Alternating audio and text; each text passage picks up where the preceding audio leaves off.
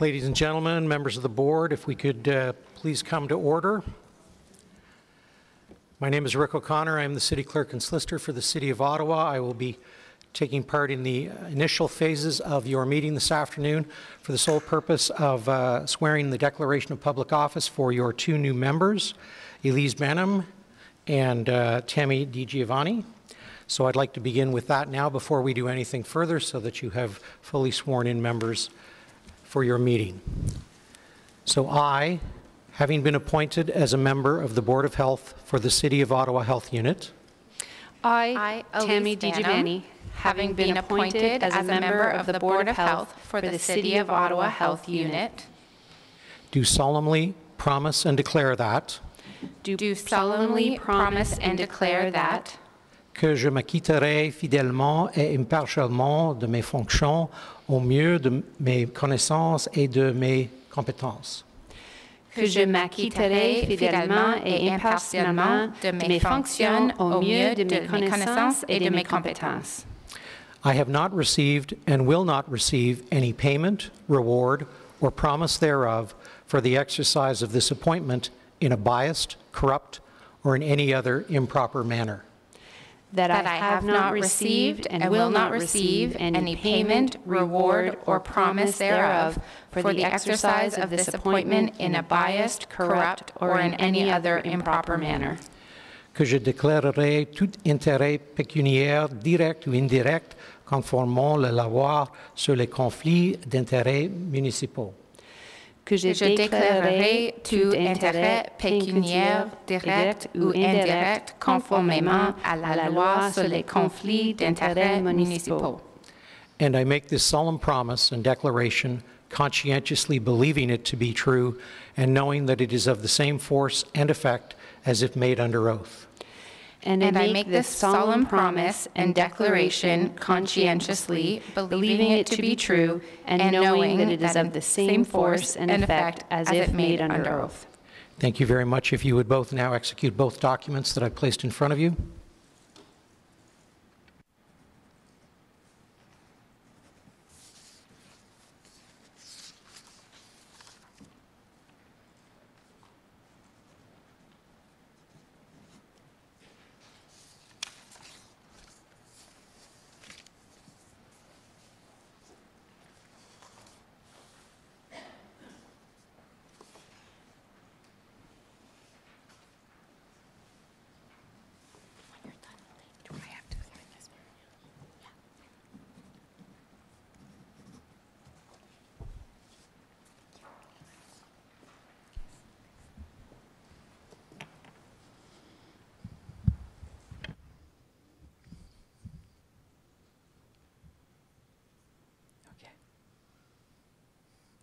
Thank you, Mr. City Clerk and Solicitor, for attending and for overseeing the declarations of office of our new members. I will now preside over a portion of the meeting up to and including the election of our board chair. Good evening, bonsoir, kwaiwe, engai tanshi. Ottawa is located on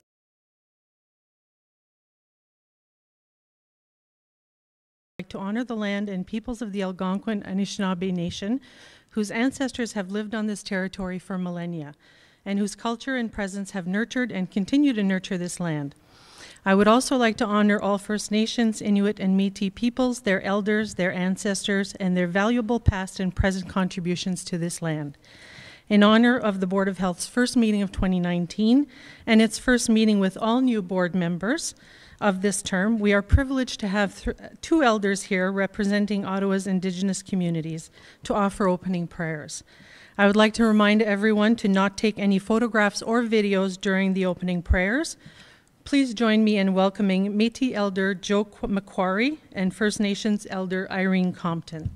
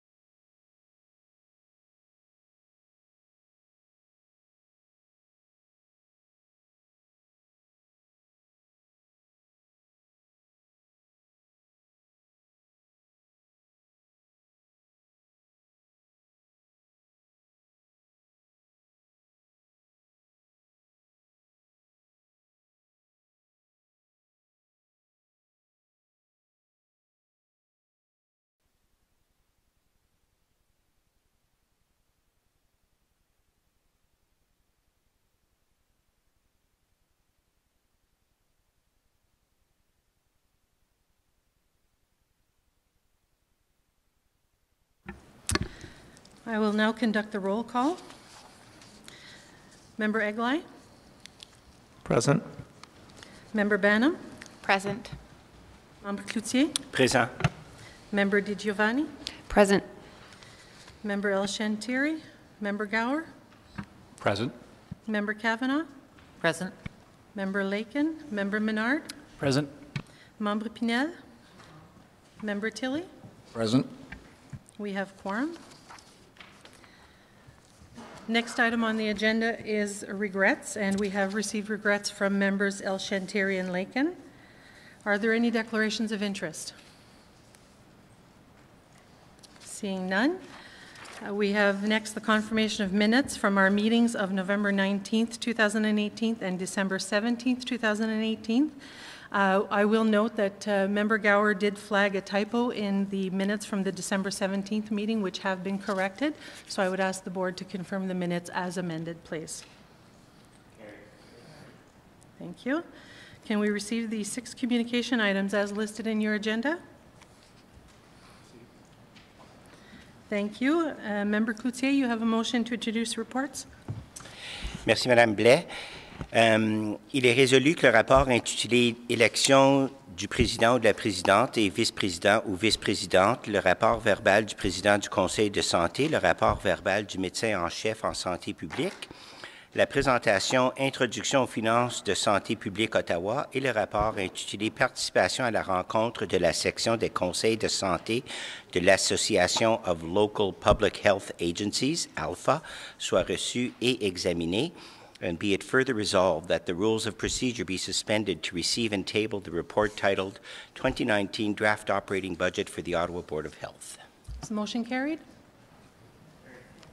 Thank you. The first item on the agenda is the election of chair and vice chair.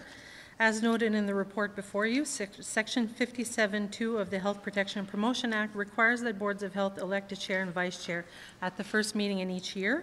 Further, Section 5 of the board's procedure bylaw states that the city clerk and solicitor or the board secretary shall preside over the election of the chair. Accordingly, I will be presiding over this portion of the meeting. I will now invite nominations for the position of chair. In the event that more than one member is nominated for this position, a vote will be called. Member Cloutier, you have a motion? I move that Member Eglai be nominated for the position of Chair of the Board of Health for the City of Ottawa Health Unit for the 2018 to 2022 term to be confirmed at the first meeting of each year pursuant to Section 57, subsection 2 of the Health Protection and Promotions Act. Member Eglai, you accept the nomination? I do. Thank you. I will now call 3 times for any additional nominations. Are there any additional nominations? Any additional nominations? Any additional nominations? Hearing none, I would ask Member Cloutier to please read the motion to close the nominations as well as the motion to appoint the chair, please. Que l'appel de candidature pour la présidence prenne fin. Motion carried. Thank you. Que le membre Eglai soit nommé président du Conseil de santé de la circonscription sanitaire de la Ville d'Ottawa pour la durée du mandat 2018 à 2022, nomination qui devra être confirmée lors de la première réunion du Conseil de santé chaque année de son mandat, conformément au paragraphe 57, alinéa 2 de la Loi sur la protection et la promotion de la santé. Motion carried. Thank you. Congratulations, Chair Eglai. I would ask you to resume chairing the meeting. Congratulations.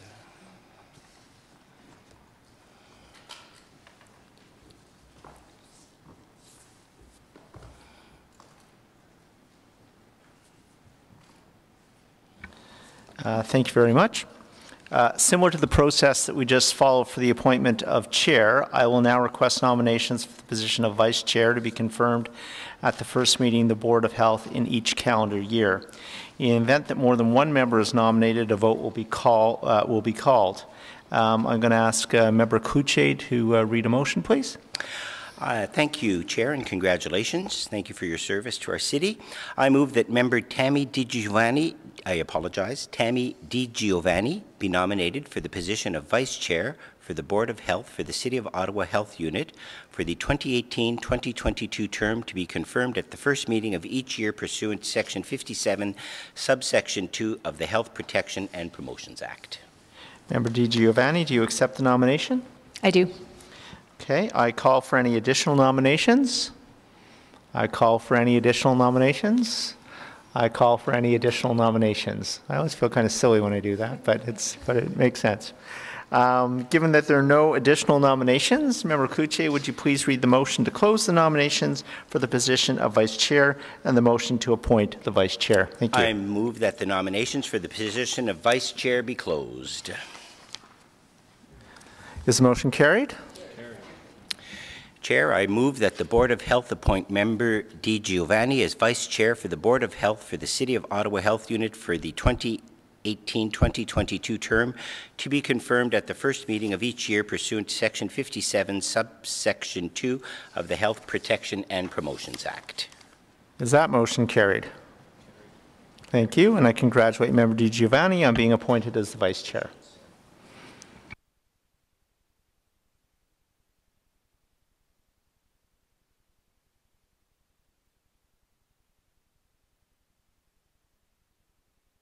Next, I'd like to provide my verbal report. So, good evening, everyone. Bonsoir. Thank you to the elders for the opening prayers. We truly appreciate your time attending our Board of Health meeting this evening. To begin, I would like to send my deepest sympathies to the family members who have lost loved ones and victims of the January 11th Westboro Station bus collision. Our thoughts remain with those who were injured and their families. Ottawa Public Health, in collaboration with many city partners, including Emergency Social Services, Personal Services Team, OPS Victim Crisis Unit, and OC Transpo, ensured that the City of Ottawa Psychosocial Response Plan provided the necessary guidance to respond to this tragedy. Following the Westboro bus collision, Ottawa Public Health supported those affected by providing on-site psychological support at both the Westboro and Eagleson OC Transpo stations. By linking residents with community resources for mental health supports, including the Distress Centre, the Royal Ottawa Mental Health Care Group, the Mental Health Crisis Line, TeleAid Outaouais, Kids Help Phone 211, and the Youth Services Bureau, OPH helps spread the message that it's okay not to be okay, and that help is available. By sharing this message in person, online, and via social media, OPH help residents find healthy approaches to coping with the after effects of the tragic events. This evening, I would like to extend as well my warmest congratulations and welcome to our newest board members, Tammy Giovanni and Elise Banham. Welcome. By way of introduction, Member Giovanni is the Director of Ambulatory Care and the Chief Nurse Information Officer at CHIO. She has a master's degree in health administration from the University of Ottawa and is a lifelong volunteer, including as a big sister with Big Brothers, Big Sisters of Canada, and the Executive Director of the Nepean All-City Jazz Band. She also volunteers at her local school council and community association. Member Banham is the Executive Director of the Ottawa Birth and Wellness Centre.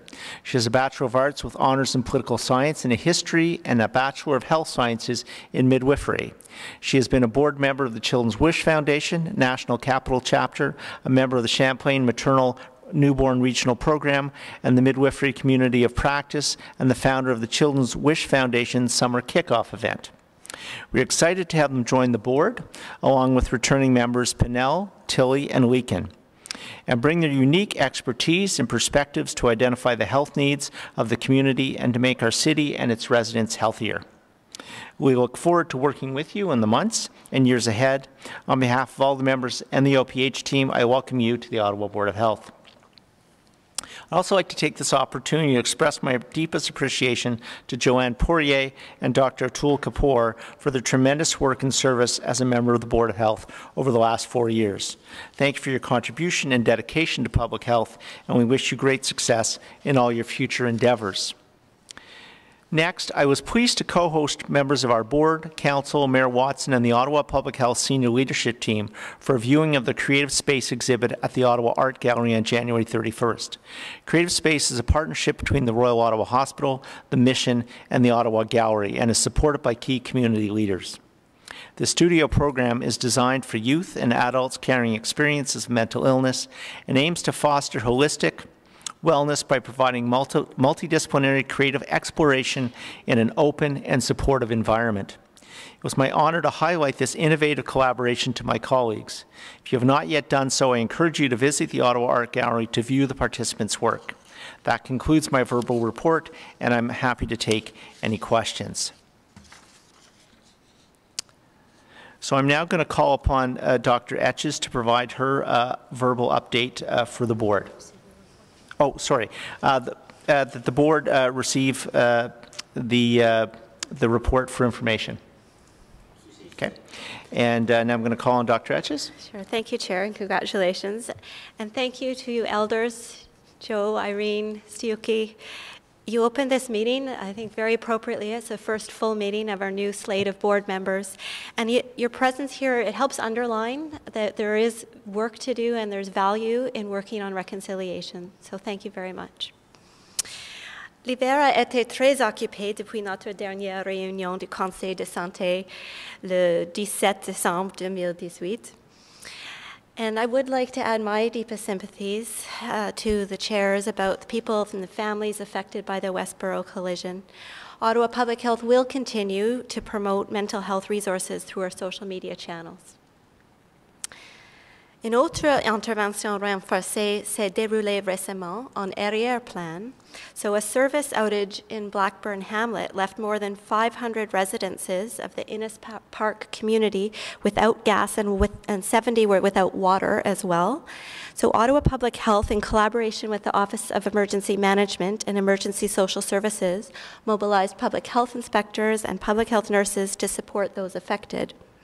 There was a door-to-door campaign that allowed public health inspectors to deliver drinking water advisory information, and public health nurses supported a warming center which was established at the Bob McCorry Recreation Complex. Ottawa Public Health also used its online and social media presence to provide residents with updated information about the city and Enbridge efforts to restore water and gas, so the community and residents were kept up to date about what was available to support their health and safety during the outage. Et maintenant, je vous présente deux nouveaux membres de l'équipe de la Haute Direction de Santé publique Ottawa. So following the recent support that some of you would know Monique Stewart provided in backfilling the role that I had as the Director of Knowledge Exchange, Planning and Quality for Ottawa Public Health, we've now permanently filled that role. Monique Stewart has returned to her position with the federal government with many thanks from the Ottawa Public Health team. She did a fabulous job over the year. And we have now brought the Associate Medical Officer of Health capacity back to the level that it was at before I became the Acting Medical Officer of Health just over a year ago. So just get these folks to wave to you, and hopefully you can say hello later. Dr. Arneson, Trevor Arneson, is a fellow of the Royal College of Physicians and Surgeons of Canada and specialized in public health and preventive medicine. He's joining Ottawa Public Health from Halifax, where he served as the Regional Medical Officer of Health from 2016. In that role, Dr. Arneson demonstrated effectiveness in improving the health care system using a population health lens, such as through work to enhance routine childhood immunization. Dr. Arneson was placed with Ottawa Public Health during his residency at the University of Ottawa, and in that time, he collaborated with many city departments and partners on several health promotion initiatives, which will remain an area of focus now. He modeled how much diabetes, for instance, could be prevented by achieving the active transportation targets in the city's plan. And that work has been accepted for publication. He is now serving as an Associate Medical Officer of Health for Ottawa Public Health part-time, which enables him to continue some clinical duties. I'm also pleased to announce that Cameron Keys has joined us starting today. Cameron Keys is going to support the whole organization as the Director for Knowledge Exchange, Planning and Quality. And Cameron brings significant experience leading strategy and performance for the Children's Hospital of Eastern Ontario. There, he built an organization-wide culture of quality improvement using lean methods. And he's led other transformative initiatives, which I'm sure he will do for Ottawa Public Health, including helping ways to develop culturally appropriate care to people from Nunavut who are in Ottawa. He's previously made a difference with the Ottawa Hospital through application of his health analytics skills. And Cameron Keyes is very familiar with the trends in provincial accountability agreements and the need to show value for money invested in health services. So Ottawa Public Health is well positioned to continue to improve the health of our population with the competencies and experience that Dr. Arneson and Cameron Keyes are adding to the organization today. Nous sommes ravis de les compter parmi nous. So now, Chair, I would like to provide you with an update on immunization. Since 2015, Ottawa Public Health has been enhancing its work in immunization surveillance. So that means the work to find out how much of the population is covered by immunization, specifically the student population. Maintenant, nous examinons chaque année le dossier d'immunisation de tous les élèves. In 2015, Ottawa Public Health sent 58,000 letters as a first notice to parents whose children had incomplete immunization records. That was 20% of children. This year, Ottawa Public Health sent 25,000 such notices, a decrease of 57%. That's now 8% of the student population. The number of suspension notices that are then sent after, if the immunization records are not complete, is continuing to drop. And to assist parents to update their children's immunization records, Ottawa Public Health has been working with the local schools, with parents, and specifically parents whose first language is neither English nor French. We also are working with schools that have higher rates of suspension orders specifically. Public health nurses are holding extra immunization clinics across the city where nurses provide on-site assessment and explanation of immunization records and immunization catch-up. And catch-up clinics, extra catch-up clinics have been happening bi-weekly since the beginning of January, as well as our clinic at 100 Constellation Drive is open Monday to Friday. So Ottawa Public Health is encouraging parents who have received a first notice or a reminder notice about their children's immunization record to visit the Parenting in Ottawa website for information on how to update their child's immunization record. So it can be done online and through an app. And the immunization team is using feedback from parents to make quality improvements in this program on an ongoing basis. School boards and healthcare providers' perspectives are also key for shaping this process to ensure immunization records for all students are up to date. Now, turning to our provincial context, last week's release of the first report of the Premier's Council on Improving Healthcare and Ending Hallway Medicine has sparked a great deal of public discussion about the future of healthcare delivery in Ontario. The focus of public health sector leadership, including myself and the leadership across the province, has been to position the sector as part of the solution of reducing demand on primary care providers and hospitals. So I've been working with the Association of Local Public Health Agencies and the Council of Medical Officers of Health to consolidate our position and reach out to Ottawa MPPs and local members of the Premier's Council to explain how Ottawa Public Health and the public health sector can help keep people well. And as developments occur on this subject, I will continue to keep you informed. J'ai partagé ma perspective à l'équipe de santé publique Ottawa.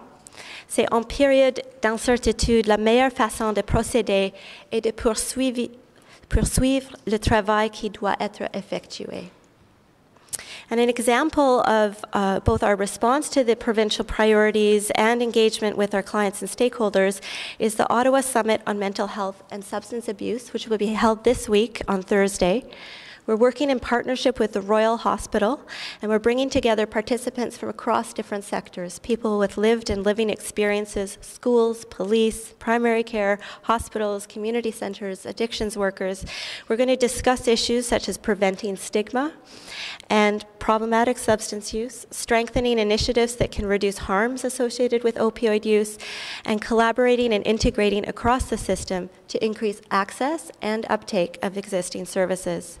The objective of this one-day summit is to leave with a consensus on priorities for concrete Ottawa-specific actions that we can implement immediately.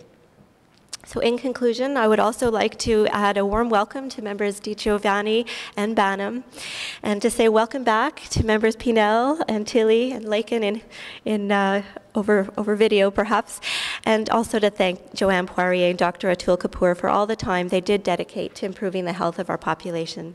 Cela conclut mon rapport verbal. I'm happy to answer any questions. Member Cloutier? Merci, Monsieur le Président. Thank you, Dr. Etches, and thank you for your service. And I echo both your comments with respect to the aftermath of the January 11th accident at Westboro. Ottawa Police, Ottawa Fire, Ottawa Paramedic, OC Transpo did an outstanding job, and that is fully acknowledged. But we cannot diminish, and no one is diminished, I apologize.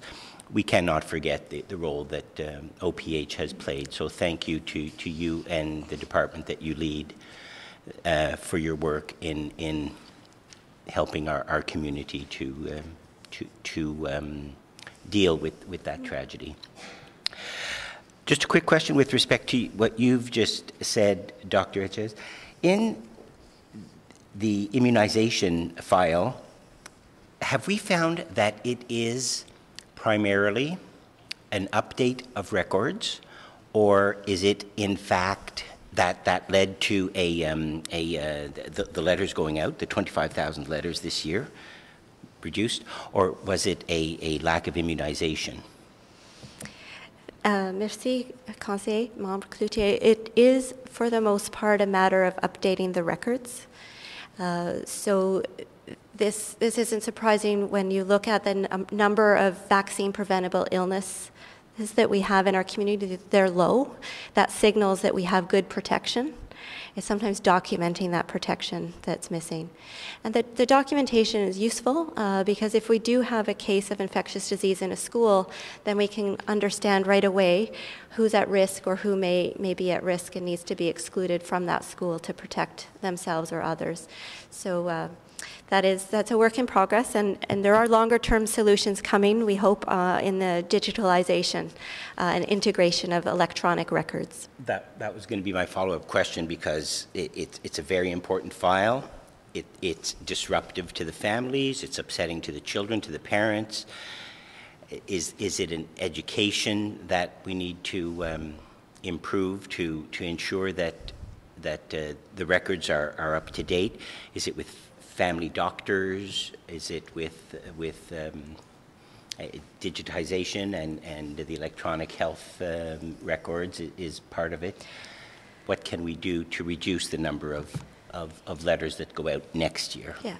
So thank you for the question. We are making progress. So as you notice, there's fewer and fewer. By making it easier for people to send their information, that's really key. It needs to be as easy as possible, and that's why we look for a longer-term system where the records can just be transferred electronically from physicians' offices to public health systems. In the meantime, we're asking parents that question. So we're asking parents, what would make it easier for you? How can we help? We are getting positive feedback about the app that's called Can Immunize. So that we're continuing to expand promotion of that, and including in physicians' offices. So we'll continue to look at those numbers dropping with further work on those fronts. Are there any other questions? Okay, seeing none, can we receive this report for information? Thank you. Next up, we have the introduction to Ottawa Public Health Finances presentation. So if I could ask staff to come to the front and lead us through, please.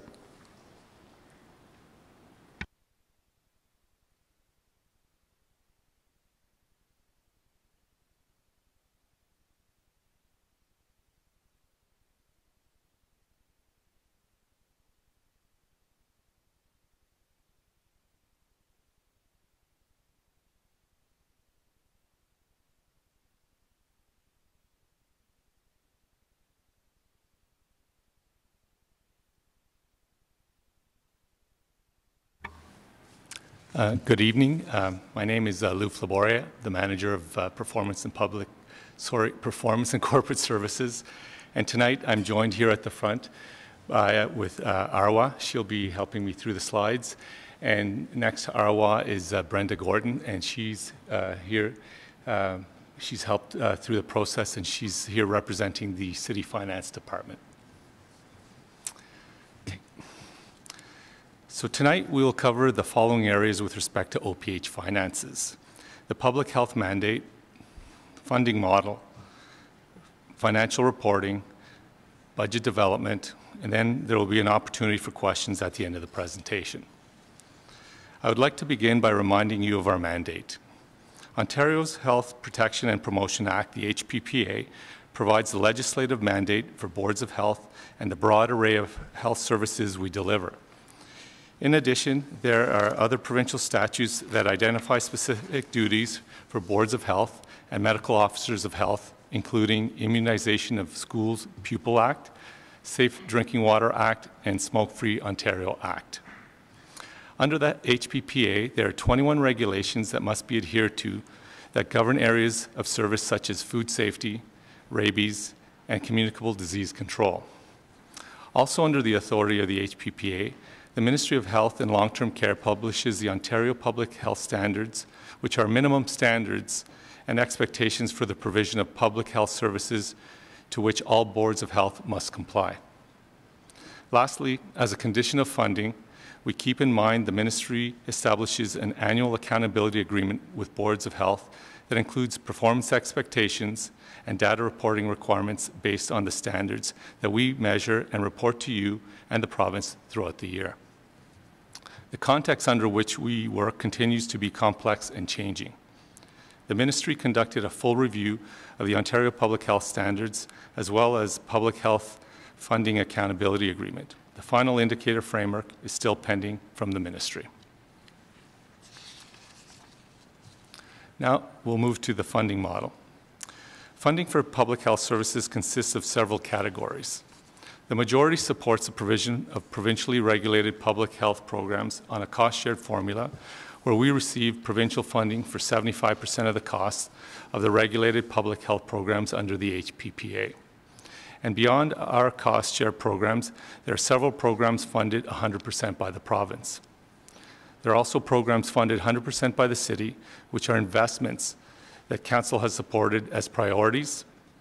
And finally, fees and services such as food handler courses, sale of contraceptive supplies, etc., round out our funding sources. This next slide illustrates the percentage of allocation of funds based on the Ontario Public Health Standards.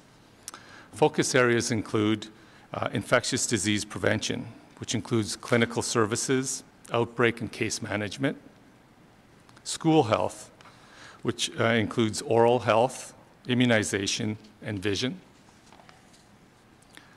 foundational standards, which is comprised of health status assessment, epidemiology, emergency preparedness response, and program evaluation and compliance, substance use and injury prevention, which includes Smoke-Free Ontario and healthy aging, chronic diseases and injury prevention, which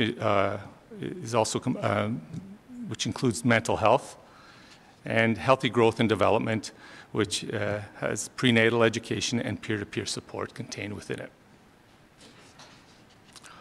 The following pie chart illustrates the allocation of funds by expenditure type.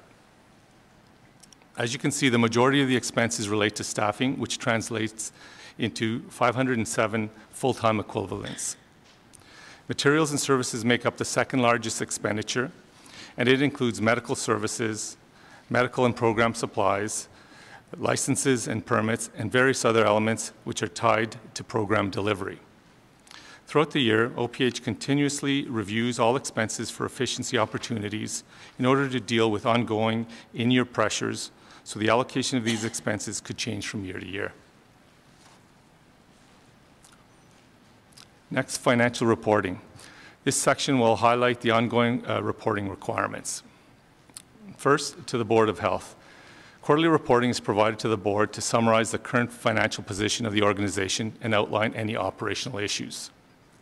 Operating status reports present actual year-to-date revenues and expenditures compared against the amounts budgeted for the corresponding period. Second quarter reports also include spending forecasts to year-end in order to provide insight into the anticipated financial impact of emerging business trends and expenditure forecasts. Next, reporting to the provincial ministries. As listed on the slide, quarterly financial reports are provided to various ministries throughout the year for various programs. Along with the in-year status reporting, that is required by the different ministries, there is also an annual reconciliation audits conducted at year-end and submitted. These audits are performed by the city's finance department and its external auditor. The last component that we would like to highlight around reporting are in-year changes and how they're dealt with. In instances whereby OPH receives funding that was not included in the approved budget, there is an adjustment that is required to ensure financial results reporting is meaningful and accurate.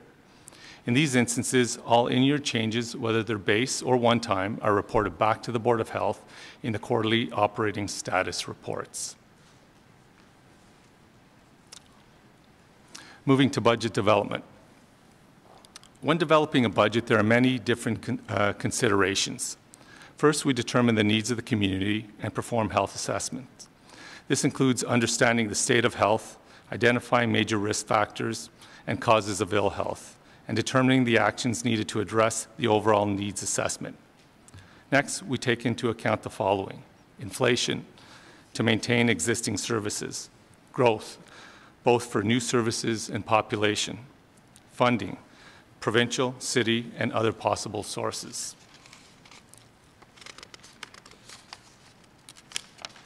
Efficiencies, which includes position management review. Strategic and operational plans, which includes input from municipal and community stakeholders, as well as clients, which is a process that occurs throughout the year. Along with the considerations just mentioned, we also have to be mindful of the diverse population that we serve and their many different needs. The uncertainty with respect to funding at the provincial level, both as it relates to base and one-time funding, and new and evolving program requirements. The next slide provides timelines for budget development and approval. As you can see, we've already kicked off the process in December. The funding envelope was provided through the budget direction report at Council on December the 12th. And the ministry released their guidelines for funding for 2019. And now after this presentation, I'll be providing a presentation for the budget for 2019, and then the public input will take place. When we come back in March at our next meeting, we'll be here to deliberate and to approve the budget, and then we'll also be submitting our annual request to the ministry for approval.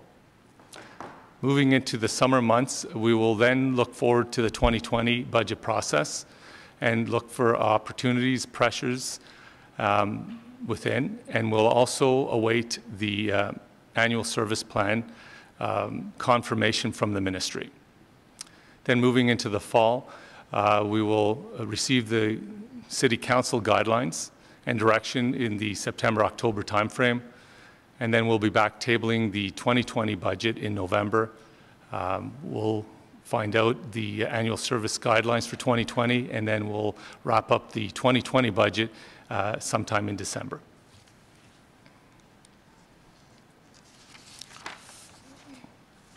At this point, I'm open for any questions. Member Cloutier. Merci, Monsieur le Président. Could you go back to slide 5, Okay. please? Am I to the ones where the Ministry of Health and Long-Term Care provides funding, they are mandated programs. Is that correct? Correct. The ones where we provide the funding, I presume everything supplementary program is entirely funded by the tax base of the City of Ottawa. Is that correct or not? It's a mix. The mandate, the first section it's a cost-shared formula where the city provides funding in that envelope as well, the 25% share. The supplementary ones are additional priorities that the city has committed to in past years. And are they entirely funded by the city? Yes, those specific ones are funded at 100%. Sorry, I just want to clarify, under supplementary, there are a few different pieces. So the 100% city is city funded. The Healthy Babies, Healthy Children funding actually comes from a separate ministry. So the Ministry of Children and Youth. As opposed to the Ministry of Health. That's right. So it's in a different category, but it's provincial funding. That's actually 100% provincial funding is for the Healthy Babies, Healthy Children program. Okay. And the dental program, again, is another sort of different funding source. Those are still standards required by the ministry for oral health, but we go a little bit further and provide emergency dental services for adults. That the city Community and Social Services Department basically pays us on a fee-for-service basis to provide because we have a dental clinic. And so those funding sources are Ontario Works and the Disability Support Program funds that the Community and Social Services Department receives, and then we bill them for the service we provide. Okay. What are fees and services, just generally? Those are like services that we like food handler courses that we would provide in the food safety area, sale of supplies. And whatnot. So it's a small component. Inspections. Do restaurateurs pay for the inspections? No, they don't. No. So, okay. But others. Again, I just can add a little bit in terms of the fines that sometimes result if an inspector gets to the point, well, we always start with education first, but if a fine has to be issued, those all become provincial revenue. It doesn't come anywhere into our budget or our hands. The fees and services are a very, very small part of our budget. So, a small amount of revenue comes from sales of oral contraceptives. There are some specific inspections that we do that are outside of our mandate, but we have the expertise, like a grow-op. We help after a house is determined to be a grow-op to look at remediating that. Those kinds of things are outside of our mandate, so we can charge for that, but it's again very few in number. Very small. Thank you. Thank you. Are there any other questions? Okay, seeing none, can we receive this presentation for information? Okay, I'm going to ask the same team to stay put and present the draft operating budget. Just a few comments before we get there. So for those of you who this is your first rodeo, so to speak, that goes both councillors and citizen members. This tabling of the budget is very, very high level. So staff will entertain high-level questions, but we won't really get into the weeds, so to speak, about the budget tonight. That will happen at our next meeting, and that will also give individual delegations the opportunity also to come forward from the public and speak to the budget, and then you'll also have an opportunity to ask questions of the delegations at that time as well. So one quick thing that I will say, and I'm kind of this is kind of like a spoiler alert, but I'm happy to say the budget that you're going to see tonight falls within the council mandated cap of 3% plus growth, and I want to commend OPH on being able to do that. These are difficult financial times, and they have put together a budget that I believe meets the council mandate and also meets the needs of our residents, and does everything that it can to keep them healthy and educated on all the health concerns that we need to do on a regular basis. So again, I want to thank Dr. Etches and her senior staff for being able to drill down on this issue and again to present present a budget that meets the requirements as mandated by council. So Lou, I'm going to turn it back over to you and your team to lead us through the budget, and then if anybody has any high-level questions at the end of that, we'll take those. Thank you. Tonight, as we table the 2019 budget report, we'll cover a very brief overview of our priorities, programs, and funding sources. This budget reflects our best information and judgment on emerging health issues, identifying efficiencies, reinvesting in community needs, and maximizing our funders' investment. This presentation will also provide an overview of 2019 budget changes, budget timelines, and next steps. Setting priorities for 2019, teams across the organization considered emerging health risks, community needs, strategic priorities, and compliance with the Ontario Public Health Standards and achieving performance indicators. The draft budget seeks to maximize revenues on our base through one-time grant as part of our provincial grant submission in March, and then as opportunities arise during the year. We are presenting a balanced budget of $62.1 million. It aligns with the city guidelines, which includes an increase of 3% or $610,000.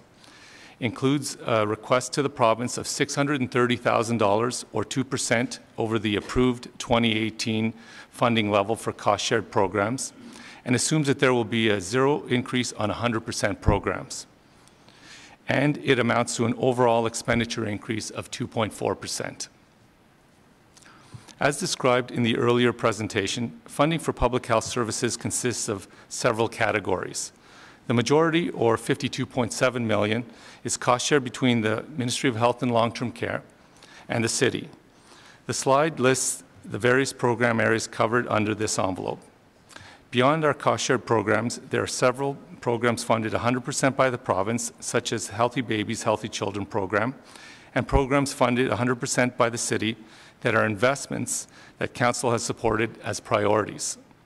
Lastly, there is a small portion of funding that comes from revenue generated from fees and services. This next slide provides a high-level summary of the 2019 base budget changes. Maintaining services, which includes collective agreement cost of living increases, is the principal expense change, and those costs are offset by municipal and potential provincial funding increases. This slide represents the budget approval timeline. After tonight's meeting, the Board of Health budget will be tabled with City Council on February the 6th, and then returned to the Board on the 4th of March for public delegations and approval. Public feedback occurs from this point forward to the March 4th meeting. However, it should be noted that client and external stakeholder input has been obtained throughout the year, and it continues to inform the budget process. Any inquiries can be directed to Deanne Blais. So, in summary, we're presenting a balanced budget with a slight increase in order to maintain operations. We welcome any questions at this time. Thank you very much. And are there questions? Member Menard. Thanks very much, Mr. Chair. I just have a couple of high-level questions, just skimming this very, very quickly and going through it. It looks like there's a fairly large reduction on the supplementary programs around provincially for AIDS Bureau and the supervised consumption services. A very dramatic drop. Can you just explain what that might be? Yeah, this past year we received one-time funding for supervised consumption services, and because it was one-time funding, we had to annualize the cost. So 3/4 of the budget occurred in 2018, and so we had to make a lowering adjustment down to reflect the January to March period. Okay, but will there be a drop in service as a result of that, or it's just the way the accounting has worked? Well, currently it's one-time funded, so if we do not receive additional funding, then it will end at the end of March. We've applied to the province for continuing funding, and we're hopeful to hear back from them prior to the next meeting, okay. Hopefully the end of this month. Thanks very much. That's very helpful, Chair. And just one more piece around the fees and services under the revenue portion. It looks like It looks like, and I just want to make sure I'm getting the math right here, but our fees and services we're predicting a drop in our fees and services revenue coming in in the 2019 estimate by about $270,000. So I'm not sure if that's, yeah, so under revenues by type, and there's no slide numbers on these pages, but there's a reduction to the fees and services by $269,000 in there. So just I'm going to allow the question, but we are kind of getting into the weeds. Yeah, but it's not exactly high level. I agree with you. But I'll allow the question. Okay. So that one in particular, again, it relates to one-time funding. We received a particular funding from the Royal Ottawa in that particular case, and so we have to establish the budget in the budget year that we're going to spend the money, and then we have to then remove it. So essentially, that's why you see the decrease in that funding, because it was one time again. It's a one-time piece. Okay, thanks very much for that. Member Kavanagh. Thank you very much. I'm just looking at page 5, and in regards to what we expect in terms of provincial funded programs at zero increase, is this something that because we know or we're forecasting, because since the provincial budget comes a month after, when we table this, we're going to be hearing about the provincial budget. What is that based on? On the 0%. So that's based on historical patterns. So 100% provincially funded programs have had zero increase for year over year over year. So we're fairly confident in that prediction. Whereas the other allotment from the province for our cost shared programs has varied in its increase over time. So we can't expect any inflationary increases. Not traditionally. Yeah, we continuously speak with our ministry partners, and that's the messaging that we've received. One of the main programs is the Healthy Baby, Healthy Children program. It has not received any kind of inflationary increase for many, many years. So this puts more burden on the municipal level. So over time, we have been carrying more of these programs since zero. Over time, what we've had to do is examine how we can offer the service within the budget by being more efficient, or if we can't, to reduce the service that's available. And sometimes we do find synergies between programs. So there's the Healthy Babies, Healthy Children programs to support families with children under 6, and we do have health promotion work that's also for families under age 6. So we've taken an approach where we look at all of that work together on one team, and we find some efficiencies that way. Okay, but definitely we're doing something different each year because we have to find these efficiencies, and we can't grow the programs at all. Thanks. Member Cloutier. Thank you, Chair, and don't hesitate to tell me if I'm getting too much into the weeds, and I'll push it off to March 4th. On the first, the pages aren't numbered, but the first spreadsheet page, we see a shifting of, for example, we're spending more on school health and infectious and communicable diseases, but less on healthy environments and chronic disease prevention and well-being. Is that mandated by the province? Through Chair, those shifts come as a result of some internal work we've done to look at priorities. And so in 2017, there was an alignment exercise. Some would be familiar with the city's kind of process to look at across the whole department, where are there pressures, what can we do through reallocation to address those pressures. And so that's why some areas staff have moved. So their area of work may have been, for instance, around, you see a drop in maybe healthy growth and development and an increase in infectious diseases. Okay. So that was deliberate, realigning staff to address pressures that we feel within the same funding envelope. So that leads me to, it might be a direction, I'll take guidance from you, Chair. When we come back on March 4th, and in the presentation that we'll get, if we could get an idea of the department's reprioritizing and refocus and any shifting of priorities as a result of your internal deliberations, of consultation with the communities, of requests by councillors or whatever. If we could get an overview of how those priorities have shifted, and then we could focus on how the dollars align with those, I would appreciate it. Yeah, I think that would be a direction, and Dr. Etches is nodding her head, so I think that's fine. Any other questions? Yes, Member Tilley. Just similar to Member Cloutier's question on Dr. Etch's answer on shifting priorities. See a nice increase on the city-funded programs for mental health, substance use, and injury prevention. It's about 25%. Do you see that as an increasing number over the next few years, a trend that's going to continue, Dr. Etches? I know we've discussed the importance of these areas in some of our strategic thinking. So. Or am I in the weeds? It's hard for me to predict what other parties will do. I can tell you for sure that mental health will remain a priority of the board based on what I'm hearing from the strategic planning process to date, input from the former board, from our employees, from partners, from clients. So I would expect that is an area we've continued to look at all sources of revenue to support that work. Okay, it's good to hear. Are there any other questions? Okay, seeing none, can we then accept this report for receive and table the 2019 draft operating budget for the Ottawa Board of Health? And also direct staff to forward the 2019 draft operating budget for the Ottawa Board of Health to Ottawa City Council on February the 6th, 2019, as part of the City Council's tabling of the City of Ottawa 2019 draft operating capital budget. Carried. Thank you. Item number 6 is attendance at the Association of Local Public Health Agencies, or ALPHA, Board of Health section meeting.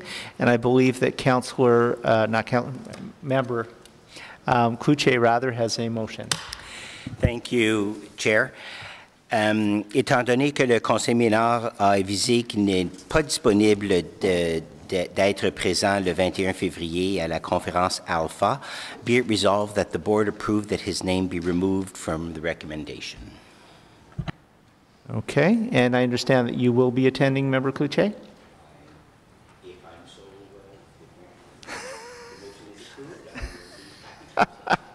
Yeah, motion carried? Okay, thank you very much. Again, Member Cloutier, motion to adopt reports?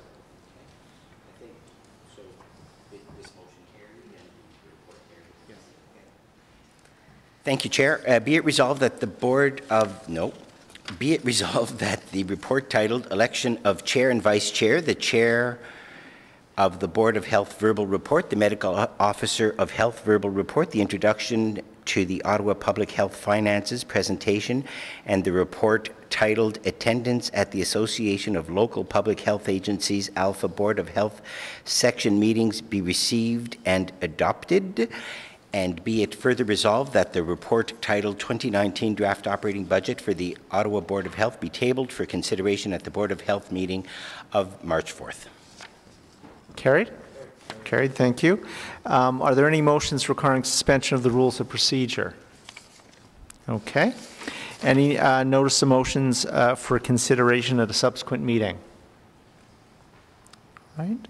Again, Member Cloutier, the confirmation bylaw, please. Il est résolu que le règlement de ratification numéro 2019-1, un règlement municipal du Conseil de santé de la circonscription sanitaire de la Ville d'Ottawa ratifiant les délibérations du Conseil de santé d'Ottawa lors de sa réunion du 4 février 2019 soit lu et adopté. Carried. Okay. Are there any inquiries at this time? Okay, seeing none. Then the meeting is adjourned, and we'll see you all on the 4th to deliberate the budget. Thank you very much.